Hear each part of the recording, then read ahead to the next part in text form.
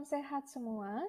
Pada kesempatan ini, saya akan menyampaikan mengenai salah satu penyakit yang masuk ke dalam daftar 25 penyakit hewan menular strategis di Indonesia. Tentunya, hal ini akan sangat berpengaruh pada kesehatan hewan, kesehatan manusia, dan juga perekonomian masyarakat. Penyakit yang akan saya sampaikan yaitu antraks. Jadi, kita akan membahas mengenai bahaya antraks pada ternak ruminansia. Antraks adalah penyakit yang disebabkan oleh infeksi bakteri Bacillus anthracis, di mana penyakit ini ditetapkan sebagai salah satu penyakit hewan menular strategis atau PHMS yang ditetapkan oleh Kementerian Pertanian Republik Indonesia. Dan antraks juga merupakan penyakit yang bersifat zoonosis. Artinya, hewan yang terinfeksi dapat menularkan kepada manusia. Bakteri penyebab antraks, yaitu Bacillus anthracis, merupakan salah satu bakteri yang dapat membentuk spora. Spora antraks dapat bertahan hingga ratusan tahun di tanah karena tahan dengan lingkungan yang ekstrim. Jadi, sporanya tidak dapat dieliminasi menggunakan desinfektan. Karena sporanya dapat bertahan di tanah hingga ratusan tahun, maka penyakit ini juga sering dikenal dengan sebutan penyakit tanah oleh para peternak. Antraks sendiri secara umum dapat menginfeksi semua hewan berdarah panas, seperti ruminansia, kuda, rusa, zebra, kalkun, dan di Indonesia pernah dilaporkan menginfeksi pada anjing. Tetapi, hewan yang peka atau mudah terinfeksi antraks adalah hewan ternak ruminansia. Contohnya sapi, kerbau, kambing, dan domba.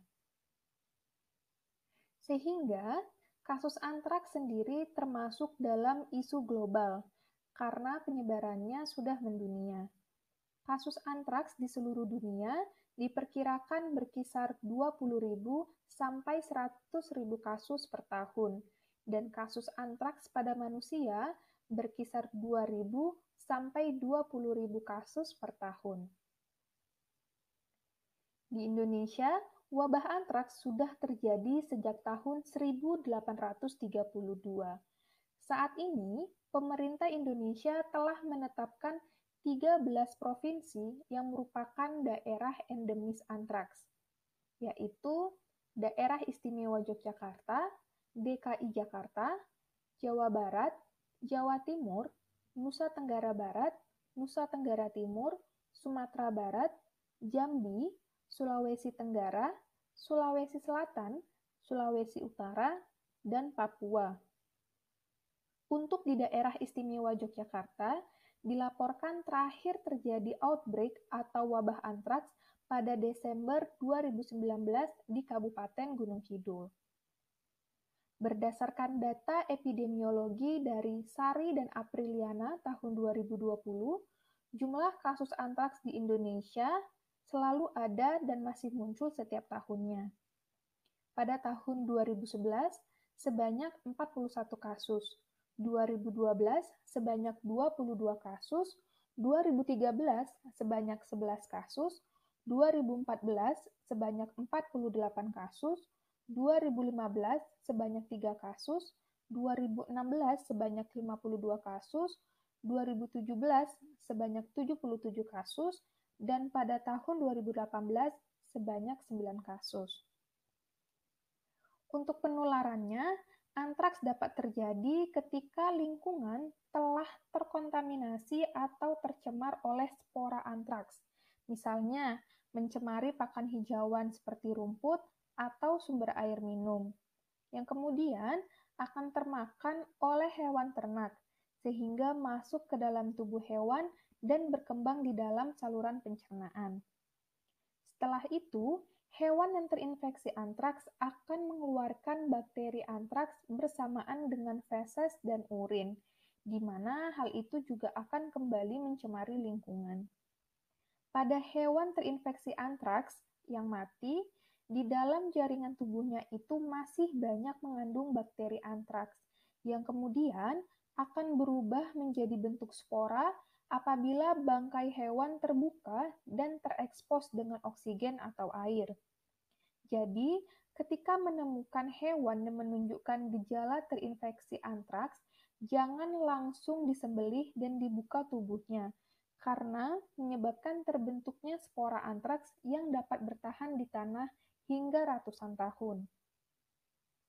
Sedangkan penularannya pada manusia itu bisa melalui inhalasi, di mana spora antraks yang berada di lingkungan terhirup masuk ke dalam saluran pernafasan, atau karena memakan daging hewan yang terinfeksi antraks sehingga menginfeksi saluran pencernaan, dan yang ketiga menginfeksi melalui kulit. Jadi ketika kita memegang atau mengolah produk hewan yang terinfeksi antraks. Oleh sebab itu, wabah antraks akan sangat mempengaruhi kesehatan hewan ternak, lalu mempengaruhi kualitas dan kuantitas produk hewan, kesehatan manusia, dan juga perekonomian masyarakat. Sehingga penting bagi para peternak untuk mengetahui apa saja gejala-gejala klinis yang ditunjukkan oleh hewan ternak ketika terinfeksi bakteri antraks. Gejala-gejala klinis yang bisa dilihat antara lain hewan mengalami demam tinggi sekitar 42 derajat Celcius, tampak gelisah, kemudian susah bernafas, penurunan nafsu makan, gemetar, kongesti atau pembendungan darah pada membran mukosa, dan hewan tampak sering membenturkan kepalanya. Terkadang gejala-gejala klinis tadi tidak begitu terlihat, atau muncul namun keesokan harinya hewan ditemukan mati mendadak. Pada hewan terinfeksi dan kemudian mati, biasanya terlihat adanya darah yang keluar dari lubang kumlah, seperti hidung, mulut, anus, dan vulva. Kementerian Kesehatan Republik Indonesia sendiri mengklasifikasikan antraks pada manusia berdasarkan gejala klinisnya menjadi 4 bentuk, yaitu antraks tipe kulit atau cutaneous, antraks tipe pernafasan, antraks tipe pencernaan, dan antraks tipe meningitis. Antraks tipe kulit atau cutaneous merupakan manifestasi klinis terbanyak pada manusia, yaitu sekitar 95%, dan jarang berakibat fatal jika segera diberi pengobatan, contoh dengan antibiotik. Berikut ini merupakan contoh infeksi antraks tipe kulit atau cutaneous pada tangan, di mana tampak adanya lesi atau luka yang kecil seperti jerawat atau papula. Kemudian, setelah 36 jam, luka tersebut akan berkembang dan meluas, kemudian berubah warna menjadi biru gelap bahkan kehitaman, dan mengandung cairan.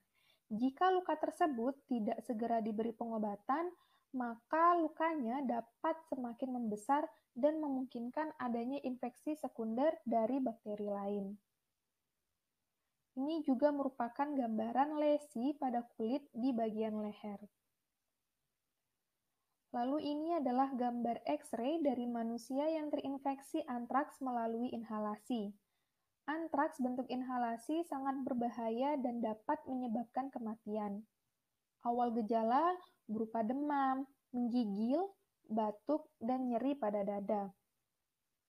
Oleh sebab itu, untuk menghindari dampak negatif dari antraks, perlu dilakukan tindakan pencegahan, yaitu dengan melakukan vaksinasi pada hewan ternak yang dilakukan rutin setiap setahun sekali, dan respons cepat jika terjadi wabah. Jadi, ketika menemukan hewan yang dicurigai terinfeksi antraks, harus segera melapor kepada Dinas Kesehatan Hewan di daerah setempat, dan jangan melakukan pembedahan pada bangkai hewan yang terinfeksi antraks. Untuk penanganan bangkai hewan yang terinfeksi dan mati, harus segera dibakar tanpa penyembelihan dan dikubur dengan kedalaman minimal 2 meter, disertai dengan proses desinfeksi di area sekitar penguburan hewan. Hal ini untuk meminimalisir penyebaran antraks. Dan perlu diingat, tempat penguburan hewan yang terinfeksi antraks tidak boleh lagi dibongkar hingga berpuluh-puluh tahun kemudian supaya tidak ada penyebaran spora antraks. Sekian penjelasan mengenai bahaya antraks pada hewan ternak ruminansia. Semoga informasi yang saya sampaikan dapat bermanfaat. Untuk mengetahui informasi-informasi lainnya, silakan cek Instagram @seruthargomulyo dan channel YouTube Serut Hargomulyo 2021. Terima kasih dan sampai jumpa.